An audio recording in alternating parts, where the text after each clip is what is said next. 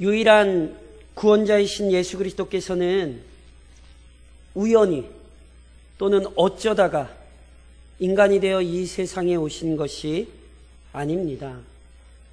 그분은 철저히 하나님께서 죄인들에게 약속하신 구원 계획에 따라 순종하셨습니다. 성경에 기록되고 예언되었던 모든 약속대로 이 땅에서의 삶을 사셨습니다. 그래서 바울 사도가 고린도전서 15장에서 이런 말을 합니다. 내가 받은 것을 먼저 너희에게 전하였노니 이는 성경대로 그리스도께서 우리 죄를 위하여 죽으시고 장사 지낸 바 되셨다가 성경대로 사흘 만에 다시 살아나사. 무슨 이야기인지 이해하시겠습니까? 그리스도는 성경대로 임하셨고 고난받았고 죽임당하셨으며 다시 살아나셨습니다. 이런 의미에서 그리스도를 믿는다라고 하는 것은 그리스도께서 성경에 기록된 모든 약속을 한치의 오차도 없이 완벽하게 이루셨다는 사실을 믿는 것입니다. 믿으십니까? 아멘. 예.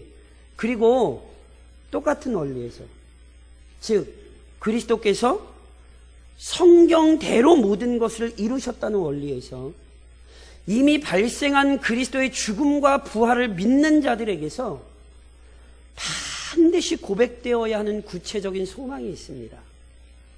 그것이 바로 우리 주 예수 그리스도의 재림입니다. 우리 주님은요, 자신의 죽음과 부활만을 가르치신 것이 아니라 그 이후에 자신의 재림이 있을 것을 말씀하셨습니다. 특별히 사도행전 1장에 이런 말씀이 기록되어 있는 것 기억하십니까? 올라가실 때에 제자들이 자세히 하늘을 쳐다보고 있는데 흰 옷 입은 두 사람이 그들 곁에 서서 이르되 갈릴리 사람들아 어찌하여 서서 하늘을 쳐다보느냐. 너희 가운데에서 하늘로 올려지신 이 예수는 하늘로 가심을 본 그대로 오시리라. 우리 주님이 이 땅에서 죽음과 부활을 가르치셨죠. 그것만 가르치신 게 아니라니까 재림도 가르치셨어요. 그래서 우리 주님이 승천하실 때 천사들이 제자들에게 다시 그 사실을 확인시켜요. 예수님 말씀하신 것처럼 재림하실 것이니 너희는 그분을 기다려라. 즉 성경의 예언대로 죽임당하시고 부활하신 그리스도께서는 반드시 성경의 예언대로 재림하실 것입니다. 그러므로 그리스도의 죽음과 부활을 믿는 그리스도인이라면 반드시 그리스도의 재림도 믿어야 합니다. 날마다 그리스도의 재림을 기대하고 사모해야 합니다. 재림 신앙은 어떤 사람이 참된 그리스도인인지를 확인할 수 있는 아주 중요한 시금석입니다. 지난주에 계란 드셨어요? 맥반석인데 맛있게 드셨어요?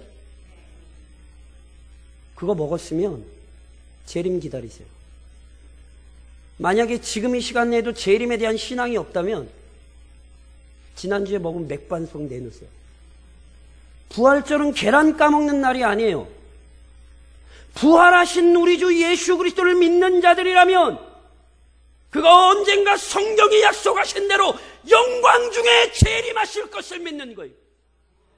오늘 그 신앙이 없으면 그리스도인이라 이야기하지 마십시오. 본문은 바로 이러한 재림 신앙에 관한 내용을 알려줍니다. 조금 더 구체적으로 정확히 설명하자면 그리스도의 재림으로 성취되는 최후 심판을 증언합니다. 명심하십시오. 우리가 살아가고 있는 이 세상은 영원히 이어지지 않습니다. 창세기가 증언하듯 거룩하신 하나님께서 창조하신 아름다운 세상에 죄가 개입되었습니다. 그런즉 순결하신 하나님께서는 불결해진 세상을 내버려 두지 않으시고 반드시 심판하십니다. 그리고 죄와 사망의 권세로부터 완전하게 구별된 새하늘과 새 땅으로 변형시키실 것입니다. 그리스도께서는 그 순간이 속히 도래할 것을 말씀하시고 그때를 준비하게 하셨어요. 그러므로 오늘 우리가 함께 살펴보는 이 비유를 믿음으로 받고 철저히 깨어있는 자들이 되어야 합니다. 언제든 그리스도께서 다시 오실 때에 기쁨으로 그분을 영접하는 자들이 되어야 합니다. 오늘 본문은 우리에게 이 사실을 가르치죠. 무엇보다 오늘 본문은 그때의 일을 우리에게 이렇게 설명합니다. 그리스도께서 다시 오실 때 그는 심판하는 권위를 소유하신, 즉 심판주로 오십니다. 그리스도께서 완전한 인간으로 이 땅에 오셨을 때 세상은 그를 알아보지 못했습니다. 심지어 그리스도께서 능력 있는 말씀을 선포하시고 위대한 표적으로 자신의 권위를 드러내시던 때에도 그분의 존귀함을 알아보지 못했습니다. 그래서 그분의 말씀을 거역하고 그분이 행하시는 일들을 대적했습니다. 심지어 유대인들은 영원하신 하나님의 아들을 죽일 수 있다고 착각했고 실제로 그리스도를 죄인 취급하며 십자가 형틀에 매달았습니다. 하지만 그리스도께서는 한낱 죄인들의 손에 의해 제거되실 분이 아닙니다. 그는 죽은 자 가운데에서 부활하사 영원하신 하나님의 아들이라는 사실을 드러내셨습니다. 물론 그리스도께서 모든 사람에게 부활의 영광과 신비를 보여주지는 않으셨습니다. 그렇기에 그리스도께서 부활하셨을 때에도 죄인들은 그 사실을 부인하고 왜곡했어요. 종교 지도자들이요, 예수님께서 부활하신 걸 알았지만 제자들이 시체를 훔쳐갔다고 로마 군병들에게 돈 주고는 거짓말 퍼뜨리러 다니라고 했어요. 여전히 수많은 사람들이 그 사실을 그래서 부인하고 있는 거예요. 여전히 그가 살아계시나 죄인들은 그분을 인정하지 않고 외면합니다. 하지만 결국 모든 사람이 그분의 권위를 인정할 수밖에 없는 순간이 곧 옵니다. 지난 시간에 저랑 살펴보셨던 것처럼 도마가 했던 고백은 교회의 고백일 뿐 아니라 언젠가 모든 세상이 하게 되는 고백이에요. 우리 주님은 온 세상의 주님이시오 하나님이십니다. 이 고백을 세상이 할 수밖에 없을 때가 오는 거예요. 언제요? 바로 그리스도께서 재림하시는 순간이죠. 오늘 본문 31절은 그래서 이렇게 얘기했잖아요. 인자가 자기 영광으로 모든 천사와 함께 올 때에 자기 영광의 보좌에 앉으리니, 그날에 그리스도께서 자기 영광을 온 세상에 밝히 드러내십니다. 모든 세상이 그리스도께서 자기 영광의 보좌에 앉아 계시고 천군 천사가 그를 호위하는 장면을 보게 될 것입니다. 모든 사람이 그리스도께서 진실로 모든 세상의 왕이시오 심판주라는 것을 보게 될 것이야. 이건 역시 예고되었다는 것 아십니까? 우리 주님이 요한복음 5장에서 뭐라고 말씀하셨어요? 진실로 진실로 너희에게 이르노니 죽은 자들이 하나님의 아들의 음성을 들을 때가 오나니 곧 이때라. 듣는 자는 살아나리라. 아버지께서 자기 속에 생명이 있음 같이 아들에게도 생명을 주어 그 속에 있게 하셨고 또 인자됨으로 말미암아 심판하는 권한을 주셨느니라. 성부 하나님께서 그의 권위와 능력으로 그리스도를 온 세상의 구주로 정하셨잖아요. 그래서 그리스도를 믿는 자마다 죄사함의 은혜를 얻습니다. 마찬가지입니다. 성부 하나님께서 그리스도를 심판주로 정하셨습니다. 그런즉 재림하시는 그리스도께서는 자신의 능력과 권위로 모든 사람을 심판하실 것입니다. 하나님의 약속대로 죄인들의 구원을 이루시려고 초림하셨듯이 하나님의 작정대로 모든 사람을 심판하기 위해 재림하실 것입니다. 그리고 그때 그리스도께서 다시 오실 때 모든 사람을 심판하시되 의인과 악인으로 구분하십니다. 심판주 예수 그리스도께서는요, 당연히 그 목적을 가지고 오셨기 때문에 오실 때에 반드시 심판하시죠. 오늘 본문이 뭐라고 얘기했죠? 모든 민족을 그 앞에 모으고 각각 구분하기를, 목자가 양과 염소를 구분하는 것 같이 하여 양은 그 오른편에 염소는 왼편에 두리라. 몇 사람 심판하는 거 아니에요. 모든 민족, 즉 한 사람도 빠짐없이 그리스도의 심판대에 나아가 심판받게 됩니다. 그리고 이때 내려지는 그리스도의 판결은 모든 사람을 둘 중 하나로 판단하는 것입니다. 그 판결을 본문에서는요, 우선 양과 염소로 표현했잖아요. 양은 좋은 짐승, 염소는 나쁜 짐승. 그렇게 생각하시면 큰일 나요. 이거는 양은 좋고 염소는 나쁘다 이런 얘기가 아니라, 양과 염소는 비슷해 보이지만 같습니까? 다릅니까? 그렇죠. 사람 눈엔 비슷해 보여도, 사람이 그놈이 그놈 같고 똑같은 놈들 같아도, 아니요, 우리 주님은 그렇지 않아요. 우리 주님은 분명히 갈라놓으실 거예요. 양, 염소 또는 오른편, 왼편, 의인, 악인, 둘 중에 어느 한 편에 속한 것이지 양편 모두에 속하는 사람은 없습니다. 그렇다면 도대체 어떤 근거로 이 두 부류, 양과 염소 또는 의인과 악인, 도대체 무엇으로 구별되는 것입니까? 우리 주님의 말씀을 우리는 주목할 필요가 있습니다. 저랑 읽으시진 않았지만 마태복음 25장 34절 오늘 본문에 보면, 그때에 임금이 그 오른편에 있는 자들에게 이르시되 내 아버지께 복받을 자들이여 나와 창세로부터 너희를 위하여 예비된 나라를 상속받으라. 양으로 분류된 자들 또는 의인, 오른편에 있는 자들에게 우리 주님이 축복을 선언하시죠. 그런데 의인들에게 수여되는 복은 이미 창세로부터 예비되었던 것입니다. 다시 말씀드리면 의인으로 판결받는 근거가 이들 각자에게 어떤 궁극적인 원인이 있기 때문이 아니라는 거예요. 오히려 의롭다는 판결은 하나님의 선하고 신비로운 계획 안에서 이들에게 적용된 것입니다. 이 내용을 조금 더 구체적으로 바울은 에베소서 1장에서 이렇게 표현을 하는 거예요.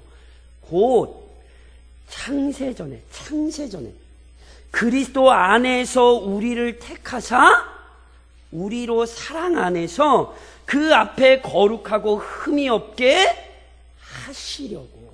동일한 얘기입니다. 아담 안에서 모든 인간이 죄인입니다. 믿으십니까?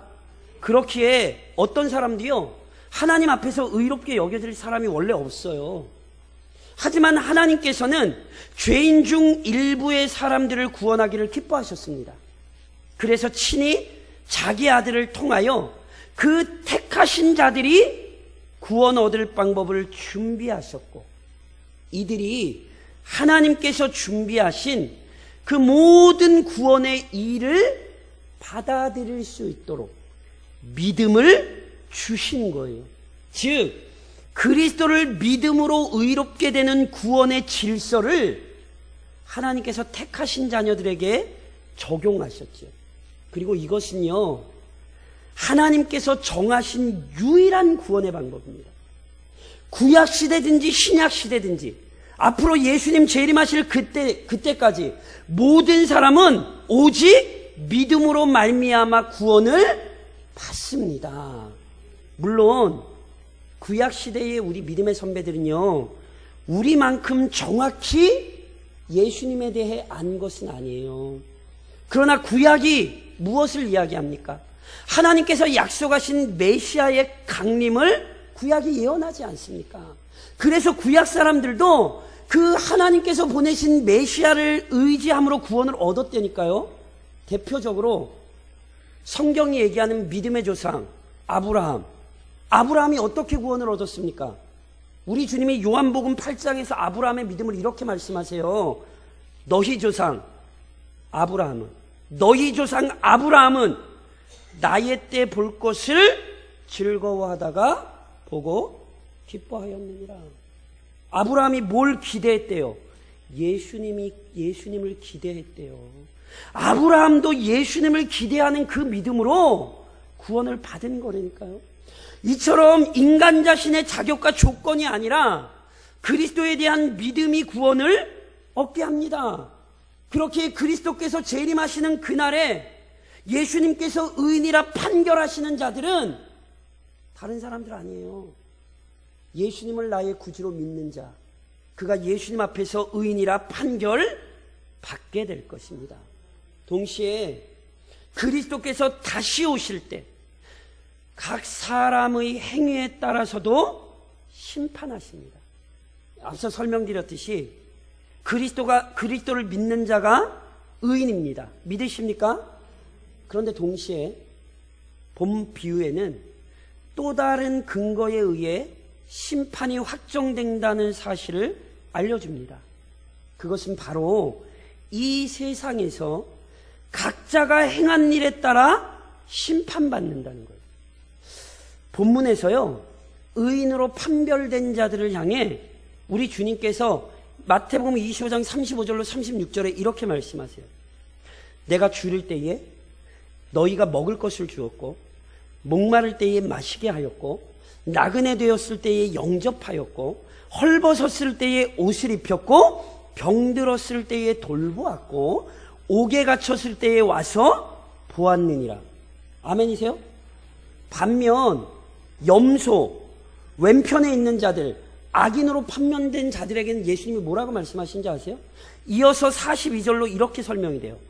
내가 줄일 때에 너희가 먹을 것을 주지 아니하였고, 목마를 때에 마시게 하지 아니하였고, 나그네 되었을 때에 영접하지 아니하였고, 헐벗었을 때에 옷 입히지 아니하였고, 병들었을 때와 옥에 갇혔을 때에 돌보지 아니하였느니라. 그러니까 한마디로 판결하실 때 뭐라고 판결하시는 거냐면, 의인들은 선을 행했기 때문에 너희는 의롭다, 이렇게 말씀하시는 거예요. 악인들은 선을 행하지 않았어요. 그래서 그들은 악하다, 이렇게 말씀하시는 거예요. 이게 우선 뭘 보여주는지 아세요? 그리스도께서는 이처럼 모든 사람의 행위를 알고 계시며 이에 따라 심판하십니다. 믿으십니까? 주님은 우리의 행위대로 심판하십니다. 그런데 이렇게 얘기하면 앞서 얘기한 것과 충돌하는 것처럼 여겨져요. 제가 방금 앞서 뭐라고 말씀드렸어요? 뭐 때문에 의롭게 되시는 거예요? 앞서 얘기한 걸 까먹으셨어요? 믿음으로 의롭게 된다고 말씀드렸잖아요. 그 복이 언제 준비됐대요? 창세전에 준비됐다고 그러잖아요. 아니, 창세전에 어떤 놈이 준비를 해요? 누가 준비를 할 수 있어요? 창세전에. 믿음으로 말미암아 의롭게 되는 거라니까요. 근데 동시에 예수님이 뭐라고 말씀하세요? 착한 일 했으니까 너네 의로와, 이렇게 말씀하시잖아요. 그러니까 이게 마치 충돌하는 것처럼 보여요.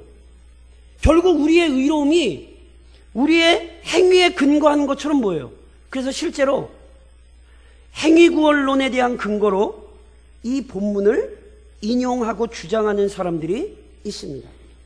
하지만 성경은 어디에도 우리의 행위를 통하여 구원을 얻는다고 가르치지 않습니다.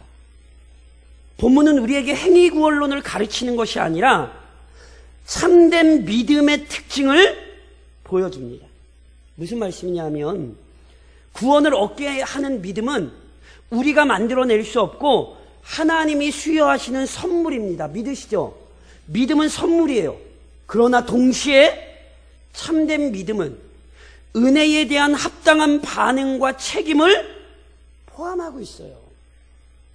그래서 앞서 설명드렸던 아브라함의 믿음을 야고보서는 이렇게 설명합니다. 우리 조상 아브라함이 그 아들 이삭을 제단에 바칠 때에 행함으로 의롭다 하심을 받은 것이 아니냐. 내가 보거니와 믿음이 그의 행함과 함께 일하고 행함으로 믿음이 온전하게 되었느니라. 아브라함이 뭘로 의롭다함을 받았대요? 행함으로 의롭다함을 받았대요. 이 얘기는 행함 때문에 구원을 얻었다는 얘기가 아니에요. 이어서 야고보 기자가 뭐라고 얘기해요? 믿음이 그의 행함과 함께 일하고 행함으로 믿음이 온전하게 되었느니라. 무슨 말씀이냐면 아브라함을 부르시고 그에게 믿음을 허락하신 분은 하나님이시죠. 그래서 그 부르심의 은혜 안에서 아브라함은 온전한 하나님의 사람으로 성장하게 됩니다. 그 결과 하나님께서 이삭을 바치라고 명령하시자 그 안에 있던 믿음이 살아 역사하여 실제로 이삭을 바치는 행위로 드러나게 되는 거예요. 그렇죠? 믿음과 행함이 분리되는 게 아니에요. 믿음이 있다면 그게 참된 믿음이라면 반드시 행하게 되어 있어요. 그러니까 이게 오늘 본문에서도 이런 거예요. 양으로 판별된 자들은요 이미 그 안에 하나님께서 허락하신 믿음을 소유하고 있기에 그 믿음이 움직여져서 괴로움과 고통당하는 자들에게 긍휼을 베풀 수 있는 거예요. 반면 염소로 판별된 자들은 그 안에 거룩하고 순결한 믿음을 소유하고 있지 못하기 때문에 자기 욕망에 이끌려 사리사욕만을 취하지 타인에게 긍휼을 베풀 능력이 없습니다. 이렇듯 각 사람의 행동은요 그가 믿음을 소유하고 있는지를 보여주는 충분한 근거입니다. 믿음을 가지고 있으면 믿음의 행동이 나타나게 되어 있습니다. 그래서 성경은 이렇게 얘기하는 거예요. 그리스도께서 우리의 행위에 따라 심판하신다고. 이것은 참된 믿음에 사람들이 행위를 나타내기 때문에 당연히 우리 주님께서 행하셔야 하는 심판인 것이죠. 그리고 이로 말미암아 그리스도께서 다시 오실 때 영생과 영벌이 시행됩니다. 그리스도께서는 자신의 보좌에서 언제나 모든 사람을 감찰하십니다. 그런즉 누구도 심판주이신 그리스도를 속일 수 없습니다. 사람은 속일 수 있을지 모르지만 우리 주님 못 속여요. 그래서 오직 그리스도께서는 완전한 공의에 근거하여 각 사람을 양과 염소로 판별하십니다. 그래서 의인에게는 의인에게 합당한 상급이, 악인에게는 악인에게 합당한 형벌이 내려지는 거죠. 그렇다면 의인과 악인에게 내려지는 심판의 내용이 어떤 것입니까? 오늘 본문에서 우리 주님께서 의인들을 향하여 분명히 선언하셨어요. 내 아버지께 복 받을 자들이요. 의인들이 받는 건 뭐예요? 복이에요. 그런데 이 복이 뭐냐와 관련해 본문의 표현이 되게 중요해요. 내 아버지께 복 받을 자들이요? 그러면서 나와 창세로부터 너희를 위하여 예비된 나라를 상속받으라. 여기서 두 가지가 중요합니다. 나와.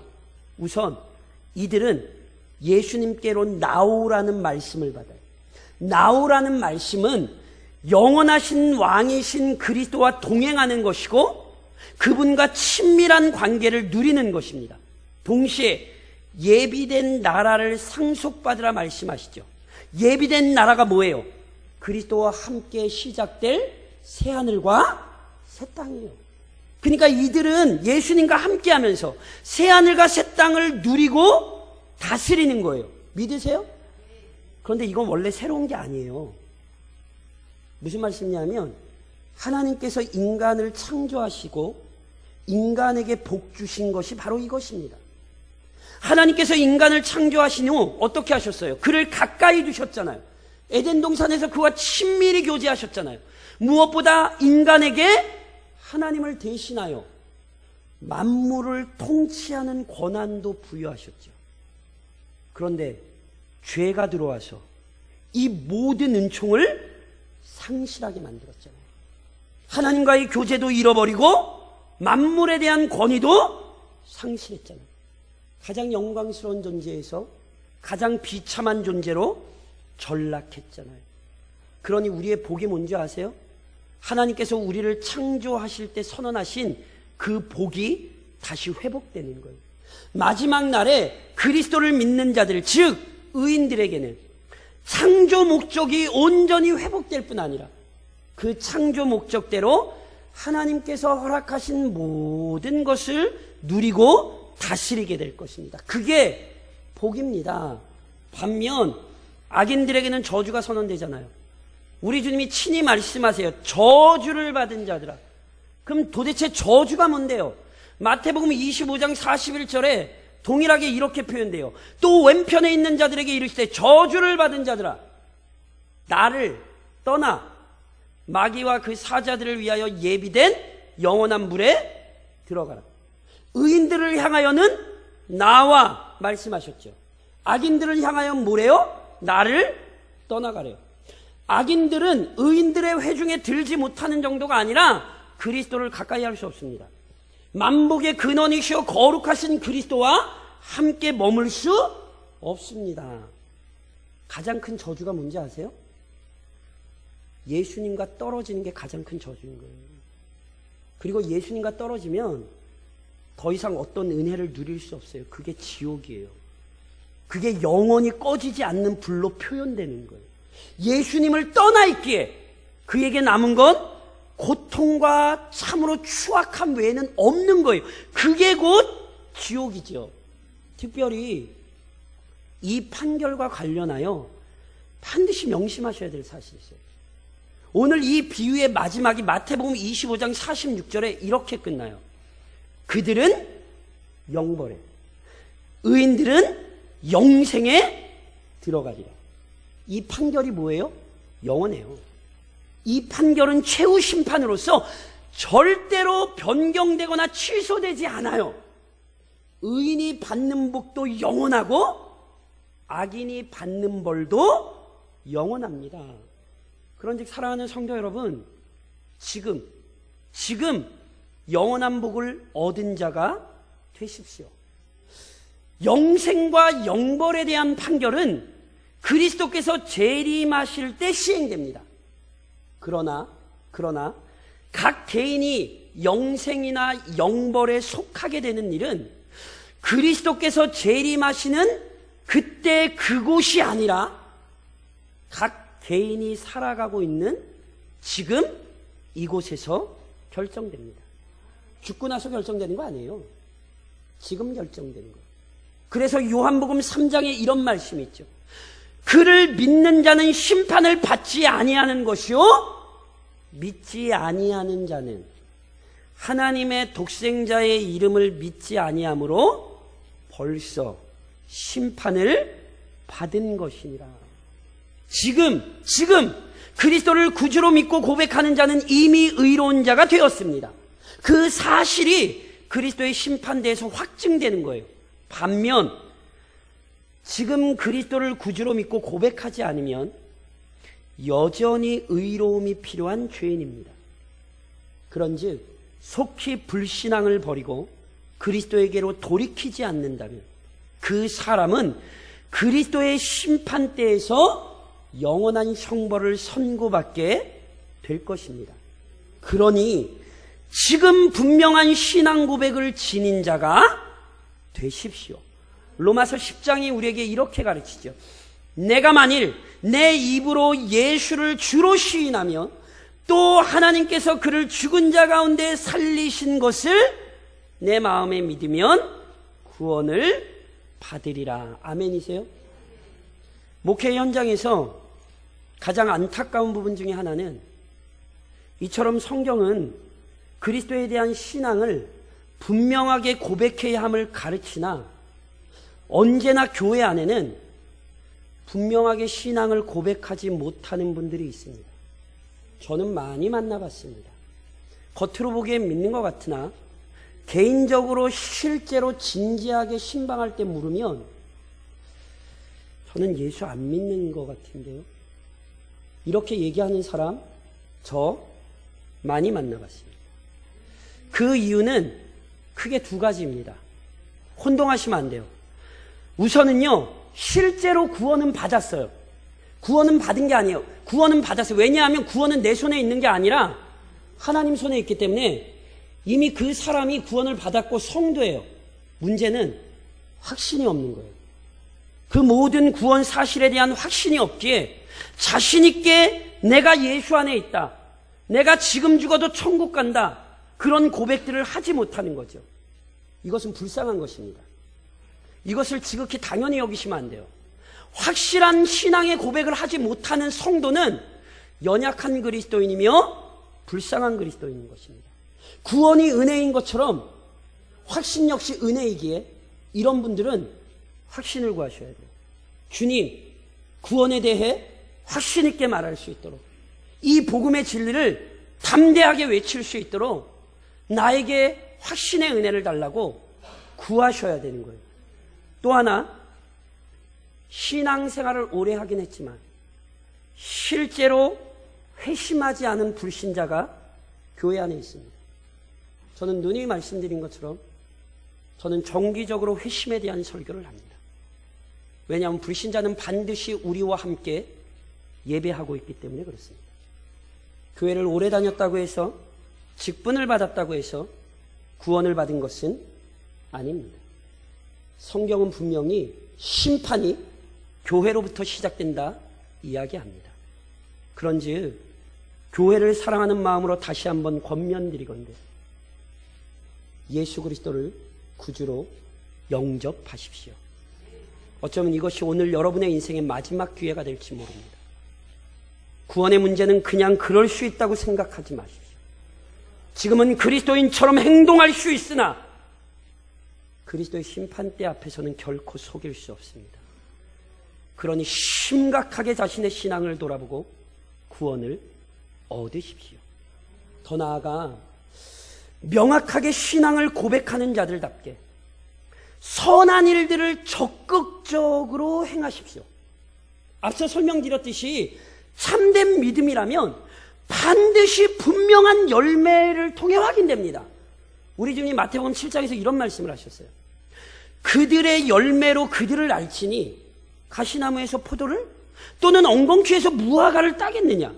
이와 같이 좋은 나무마다 아름다운 열매를 맺고 못된 나무가 나쁜 열매를 맺나니 좋은 나무가 나쁜 열매를 맺을 수 없고 못된 나무가 아름다운 열매를 맺을 수 없느니라. 아름다운 열매를 맺지 아니하는 나무마다 찍혀 불에 던져지는 자. 저랑 같이 한번 문독하시겠어요? 같이 시작. 이러므로 그들의 열매로 그들을 알리라. 뭘로 알아요? 열매로 안 알아요. 그러므로 그런즉 믿음의 열매가 나타나지 않는다면 자신의 신앙을 심각히 고민하고 점검하셔야 된다니까요. 믿음의 열매가 나타나지 않는데 자기를 그리스도인이라고 생각하는 것은 굉장한 착각일 수 있습니다. 특히나 믿음으로 행하는 것과 관련해서 본 비유는 아주 중요한 기준을 알려줘요. 그리스도께서 의인을 칭찬하실 때요, 그들이 행한 일들에 그들이 행했던 선한 일들에 대해 칭찬하시잖아요. 제가 아까 읽어드렸던 것처럼 내가 줄일 때에 너희가 먹을 것 주었고 목마를 때에 마시게 하였고 나그네 되었을 때에 영접하였고 헐벗었을 때에 옷을 입혔고 병들었을 때에 돌보았고 옥에 갇혔을 때에 와서 보았느니라. 분명히 그들이 행한 것을 책망하세요. 반면 악인들은 뭘로 책망했는지 아세요? 악한 일을 행한 걸로 책망하지 않으셨어요. 내가 줄일 때에 너희가 먹을 것을 주지 아니하였고 목마를 때에 마시게 하지 아니하였고 나그네 되었을 때에 영접하지 아니하였고 헐벗었을 때에 옷 입히지 아니하였고 병들었을 때와 옥에 갇혔을 때에 돌보지 아니하였느니라. 그리스도께서 악인들이 행한 악으로 책망하시는 게 아니라 그들이 행하지 않은 것 때문에 책망하세요. 다시 말하면 무슨 말씀인지 아세요? 참된 그리스도인이라면 악한 일을 행하지 않을 뿐 아니라 선한 일을 행하는데 게으르시면 안 돼요. 야고보서 4장이 우리에게 얼마나 무서운 말씀을 하는지 아세요? 그러므로 사람이 선을 행할 줄 알고도 행하지 아니하면 죄니라. 우리는 자꾸 그러면 악한 일을 행한 것만 죄라고 생각하는데 악한 일을 행하는 것도 죄지만 선을 행하지 않는 것도 죄입니다. 예를 들면 저 사람이 나를 미워해도 그래 나는 저 사람 안 미워해. 나는 죄 안 짓는 거야. 이렇게 생각하시면 큰일 나요. 주님은 분명히 뭐라고 말씀하셨어요? 원수마저 사랑하라 하셨어요. 그러니까 원수 사랑 안 하면 죄 짓고 계시는 거예요. 이는 그리스도께서 이루신 구속 사역의 목적을 통해 볼 때도 아주 분명해요. 디도서 2장이 우리에게 뭐라고 얘기하죠? 그가 우리를 대신하여 자신을 주심은 모든 불법에서 우리를 속량하시고 우리를 깨끗하게 하사 선한 일을 열심히 하는 자기 백성이 되려 하려 하십니다. 그리스도인들은 악한 일을 피하는 정도가 아니라 선한 일을 직접적으로 열심히 행해야 돼요. 선한 일을 멈추지도 말아야 되고 지체하지도 말고 즉시 행해야 돼요. 참 감사하죠? 제가 작년에 모 국수집에서 우리 동네 와서 국수 어르신들 드리는 거 보고는 저거 뭐 얼마인지 모르겠는데 우리 교회에서 좀 한번 하면 좋겠다고 그랬었고, 그래서 올해 연초에 섬기는 교회 하면서도 그 말씀 드렸고, 올해 여전도의 임원들 저 보러 왔을 때에도 제가 그런 마음이 있습니다. 그때 우리 여전도 임원들이 그러셨어요. 목사님 저희는 뭐 언제든지 섬길 수 있다고. 그런데 어제 우리가 그걸 했죠. 너무너무 감사했어요. 잠언 3장이 뭐라고 얘기하는 줄 아세요? 내 손이 선을 베풀림이 있거든 마땅히 받을 자에게 베풀기를 아끼지 말며 내게 있거든 이웃에게 이르기를 갔다가 다시 오라. 내일 주겠노라 하지 말며. 선을 행할 수 있는 것도 때가 있어요. 하고 싶다고 마음대로 할 수 있는 게 아니에요. 선을 행할 수 있을 때 지체하지 말아야 되는 거예요. 이게 그리스도인들이에요. 61년간 이 지역에 세우셨으면 선을 행해야 되는 거예요. 우리가 할 수 있을 때, 우리에게 능력을 주실 때 지체하지 말고 그것을 행해야 되는 거예요. 이것이 그리스도의 교회인 것입니다. 물론 이와 연관하여 또 하나 아주 중요하게 생각하셔야 될 게 있어요. 교회 안에서부터 선한 일을 실천하며 성도들과 함께 그리스도의 재림을 고대하십시오. 본 비유에서 학자들 사이에 크게 논쟁이 되는 부분이 몇 부분 있거든요. 그 중에 하나가 이거예요. 의인들을 칭찬하실 때 40절에 보면 우리 주님이 이렇게 말씀하셨어요. 임금이 대답하여 이르시되 내가 진실로 너희에게 이르노니 너희가 여기 내 형제 중에 지극히 작은 자 하나에게 한 것이 곧 내게 한 것이니라. 악인들을 책망하실 때는 45절에 이렇게 기록돼요.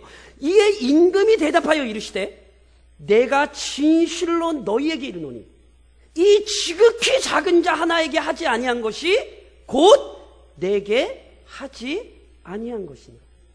논쟁점이 뭐냐면요, 여기서 언급하신 내 형제 중에 지극히 작은 자가 도대체 누구냐는 거예요. 여기에 대해 크게 두 가지 견해가 있습니다. 하나는 이 지극히 작은 자를 모든 사람으로 이해하는 거예요. 그리스도인이란 어떤 사람들입니까? 원수마저 사랑해야 되는 사람들 아닙니까? 그러니 당연히 선을 베풀되 모든 사람에게 베풀어야죠. 이렇게 이야기하는 거예요. 반면 다른 견해는 마태복음의 맥락에서 볼 때 작은 자란 그리스도인을 의미합니다. 그래서 실은 여기서 작은 자란 오직 교회 안에 한몸된 지체인 그리스도인을 섬기는 것을 표현한 것이다. 이렇게 주장하는 학자들이 있습니다. 뭐가 맞을 것 같으십니까? 모르겠습니다. 천국에 가서 주님께 물어보시든지 마태를 찾아가서 물어보십시오. 그런데 실은 둘 다 틀리지 않아요. 우리는 실제로 모든 사람에게 은혜를 베풀어야 돼요. 그렇죠? 그리고 당연히 교회를 섬겨야 합니다. 그런데 이와 관련하여 성경은 선을 행하는 질서를 제시합니다. 그것이 갈라디아서 6장에 이렇게 표현됩니다. 우리가 선을 행하되 낙심하지 말지니 포기하지 아니하면 때가 이름에 거두리라. 그러므로 우리가 기회 있는 대로 모든 이에게 착한 일을 하되 더욱 믿음의 가정들에게 할지니라. 무슨 얘기인지 이해하시겠어요? 우리는 모든 사람에게 선을 행해야 돼요. 그러나 질서가 있어요. 먼저 어디서부터? 믿음의 가정, 즉 교회에서부터 선을 행해야 돼요. 함께 신앙생활하는 성도에게 선을 행하고 베푸는 것을 실천할 때에 교회 밖의 사람들에게도 진실한 믿음으로 선을 행하고 베풀 수 있는 거예요. 믿음의 역사는 교회 안에서부터 일어나 교회 밖으로 흘러가는 것입니다. 아무리 밖의 사람들에게 잘 대해도 결국 함께 교회를 섬기는 성도들에게 선을 행하지 못하면 그것은 성경적이지 못한 거예요. 우리 교회는 착한 일 하는 교회가 아니에요. 교회는 착한 일을 하는 곳이 아니에요. 지역을 섬기고 싶으세요? 그럼 우선 옆에 성도를 섬기세요. 이것이 신앙의 질서입니다. 그런데 이것은 때로 쉽지 않습니다. 그래서 보세요. 성경이 얼마나 대단한지 아세요? 야고보서 5장은 우리에게 이렇게 기록해요. 형제들아, 서로 원망하지 말라. 서로 원망하지 마세요. 이게 누구를 얘기하는 거예요? 교회에게 하는 얘기, 지금 세상에게 얘기하는 거 아니에요. 형제들아, 서로 원망하지 말라. 그리하여야 심판을 면하라. 보라, 심판주가 문 밖에 서 계시니라. 교회 안에서부터 선을 베푸는 게 힘드시죠? 왜 그런지 아세요? 내가 심판자가 되기 때문에 그래요. 심판은 우리가 하는 것 아니에요. 심판은 주님이 하셔야 돼요. 우리는 다른 사람을 심판할 사람이 아니라 오히려 내가 주님 앞에 설 심판을 준비하는 사람이래요.